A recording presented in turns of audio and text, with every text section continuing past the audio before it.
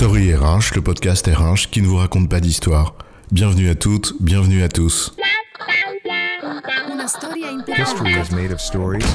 Dans cet épisode, nous allons balayer quelques idées reçues sur la gestion de la paye. Fous-moi la paix. Tu ne vois pas qu'on est en pleine clôture de paix ? On est sous l'eau là. Oui, mais c'est important et urgent. Le patron veut qu'on fasse un salary split pour un des nouveaux là. Maintenant, tout de suite, ASAP, pour hier.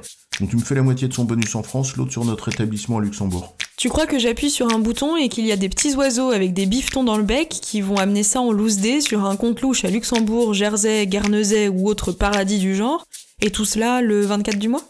Oh, calme-toi. La paye, c'est pas la partie noble du métier. Hein. Moi, je m'occupe des cadres dirigeants et de la stratégie de développement RH. Alors autant te dire que tes trucs de boutiquier administratif et comptable, ça n'est pas de mon rang. Ah, le charme des fins de mois, qu'un comptable en clôture de fin d'année ne renierait pas. Et ce responsable de paye, que certains regardent d'un peu trop haut. Pourtant, je te dis pas les dégâts s'il fait mal son job. Autant te dire que ça débraye aussi vite que ce que tu mettras pour constater l'erreur sur ton compte bancaire. Mais la paye n'a pas bonne presse.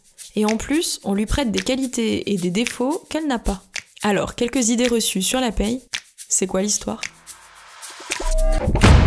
L'histoire d'une fonction essentielle et mal aimée. Enfin, surtout incomprise. Pourtant, c'est un métier qui est tout sauf simple. Et il suffit de chercher un bon gestionnaire de paye ou responsable paye pour s'en convaincre. Or, comme on la connaît mal, elle est l'objet de toutes les idées reçues. Le profane s'en fait une image. La première d'entre elles est simple. C'est qu'on pense que c'est simple. Il suffirait d'appuyer sur un bouton et hop, le tour est joué. J'avoue, mon premier job de DRH, je connaissais rien à la paye et je croyais que c'était simple en effet. Puis, j'ai soulevé le capot. Et là, j'ai fait « Oula !» Et j'ai refermé aussi vite. Et j'ai surtout remercié les dieux d'avoir une responsable paye qui était au top. En somme, tu découvres que c'est un vrai métier. C'est souvent le cas de ces choses obscures de l'arrière-cuisine que les chefs à plumes regardent parfois de loin sans appréhender la réalité technique qui est derrière. D'où la deuxième idée reçue. Puisqu'on considère que ce n'est pas une activité à forte valeur ajoutée, on externalise et c'est pas compliqué. Et là, en partant comme ça, c'est le début des emmerdes. Pour 1000 raisons. Commençons donc par préciser un peu les mots. Non, la paye n'est pas stratégique. Ça veut rien dire.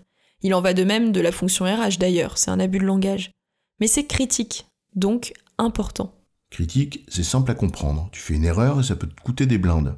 Un redressement URSSAF, parce que t'as fait une erreur et pas payé ce que tu devais, c'est jamais une surprise agréable. Sans compter le coût social.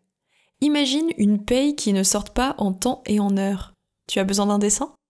Pas la peine de t'escrimer sur l'expérience collaborateur si tu n'assures pas les basiques. Donc oui, c'est pas stratégique, mais oui, c'est critique, donc on n'a pas le droit à l'erreur. Non, c'est pas en soi une activité à forte valeur ajoutée, mais non, cela ne s'externalise pas, pour autant, en claquant du doigt. L'externalisation n'étant pas nécessairement toujours la bonne option. Ça dépend de nombreux facteurs, mais ça, c'est un autre sujet. L'étude comparative sur les coûts pour mon patron, j'ai dû à l'époque la refaire 1000 fois. Chaque année, il remettait le sujet sur le tapis, et je te dis pas les interminables débats entre les coûts réels, les coûts cachés, la maîtrise du processus, garder la main sur le référentiel, bref, tout sauf simple. Allez, quelques conseils amicaux sur le sujet. D'abord, on n'externalise pas quelque chose qui ne tourne pas rond chez soi en croyant que cela va tout résoudre. On toilette chez soi d'abord. Tiens, par exemple, t'as plein de réglementaires différents, et c'est le bazar ?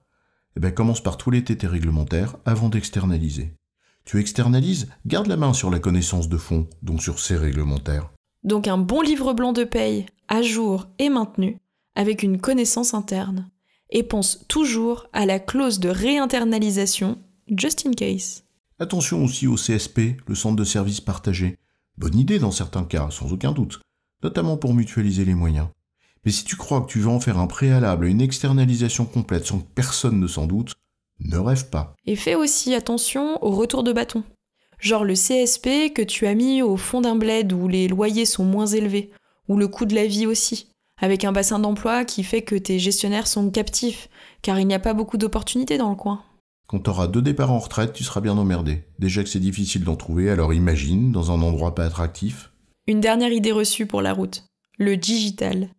L'informatisation de la paye. C'est facile. Comment te dire ? Si tu crois que c'est juste un logiciel comme un éditeur de texte, t'es un peu loin du compte. Qui parle de paie, parle de référentiel, d'organisation, de droit, de rôle, d'architecture, donc de SIRH, donc de lien avec la politique RH.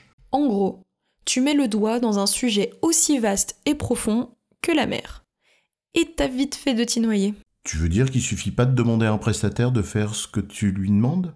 Qu'un éditeur de solutions digitales n'a pas sa propre roadmap, ses propres contraintes, son business model, etc. Peut-être même que c'est un marché, où l'offre fait plus la loi que la demande. Mais c'est un autre sujet. Là, l'idée reçue, c'est de croire l'inverse. Que tu demandes ce que tu veux au fournisseur puisque t'es le client. Je vois. Et je comprends mieux l'acronyme que beaucoup utilisent pour décrire la paye. La règle des 3 C, pour complexe, coûteux et chronophage.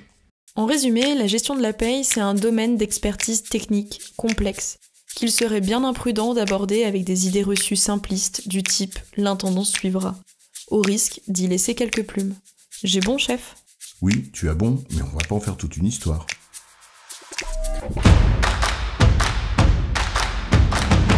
Story RH, le podcast RH qui ne vous raconte pas d'histoire.